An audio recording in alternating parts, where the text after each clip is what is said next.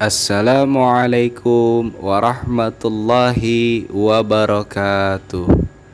Kota Mekah yang semula hanya ditinggali oleh Siti Hajar dan Nabi Ismail, seiring dengan berjalannya waktu berubah menjadi sebuah negeri yang besar berkat doa Nabi Ibrahim alaihissalam. Negeri itu mendapatkan keberkahan dari Allah Subhanahu wa Ta'ala. Masyarakat hidup dengan kecukupan dan sejahtera. Tetapi beberapa tahun kemudian, kota Mekah berubah menjadi negeri yang sangat kejam. Sebagian besar masyarakat mulai melupakan ajaran yang benar dan berganti menjadi penyembah berhala yang mereka ciptakan. Sifat dan perilakunya pun ikut berubah. Kaum Quraisy turun-temurun yang menguasai kota Mekah dan Ka'bah, kekayaan yang mereka dapatkan dengan cara yang tidak halal, dengan cara merampok, merampas rakyat kecil, berjudi, curang dalam berdagang, dan perbudakan yang sangat kejam. Kaum Quraisy menganggap harta adalah segalanya. Bagi yang memiliki harta paling banyak, dialah yang akan menjadi seorang pemimpin. Demi mencapai kehormatan dan kedudukan, mereka menghalalkan segala cara.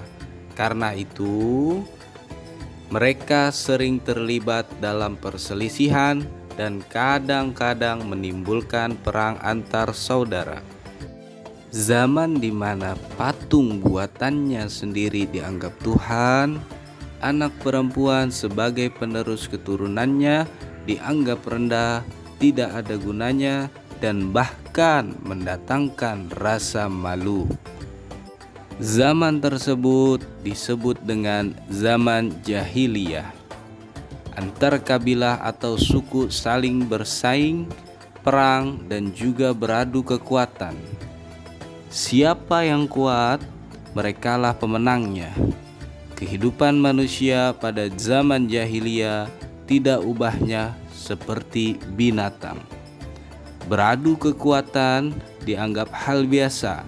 Itulah sebabnya masyarakat Arab suku Quraisy ketika itu disebut sebagai masyarakat bodoh atau jahiliyah.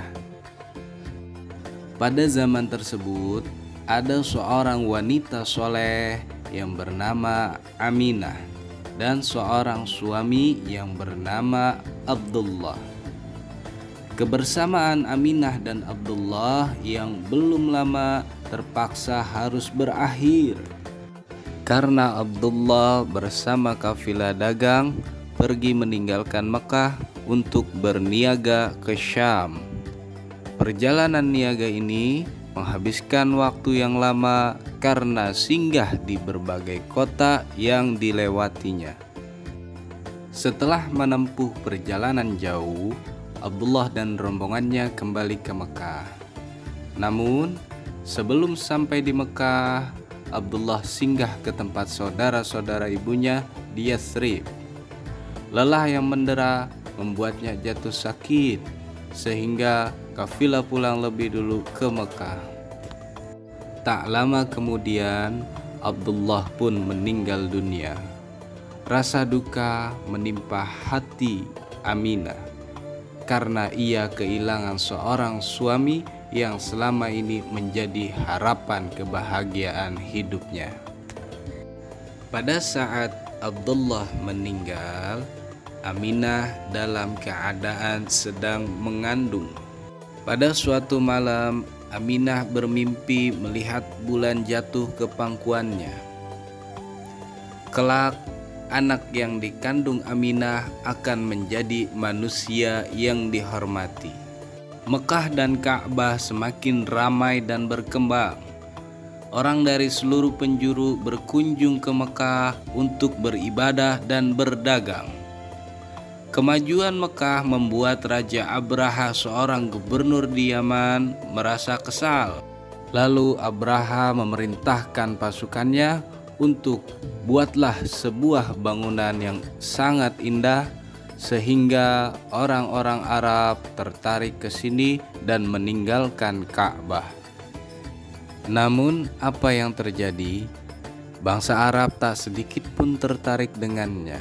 Semegah apapun bangunan itu, tak ada yang mampu menandingi Ka'bah. Abraha lalu menyiapkan pasukannya agar bersiap-siap untuk menyerang Mekah dan menghancurkan Ka'bah. Abraha pun bergegas menuju Mekah. Hentakan kaki gajah telah membuat bulu kuduk warga Mekah merinding. Mereka berpikir inilah hari akhir bagi kota Mekah. Abraha pun memerintahkan untuk menyerang. Namun tiba-tiba gajah enggan melangkah kaki. Tiba-tiba datanglah rombongan burung dari angkasa dengan jumlah yang banyak. Setiap ekor burung membawa batu-batu panas, menargetkan pasukan Abraha. Burung-burung itu pun melemparkan batu membara tersebut. Setiap yang terkena batu itu, ia langsung binasa. Melihatnya panik dan bubarlah pasukan. Mereka berlarian mencari tempat berlindung, namun tak ada yang selamat. Mereka binasa, bahkan sebelum menyentuhkan sedikit pun jemari ke Baitullah, pasukan Abraha binasa dan selamatlah Ka'bah. Allah selalu melindungi Ka'bah hingga akhir zaman. Dan tahun tersebut disebut dengan tahun gajah.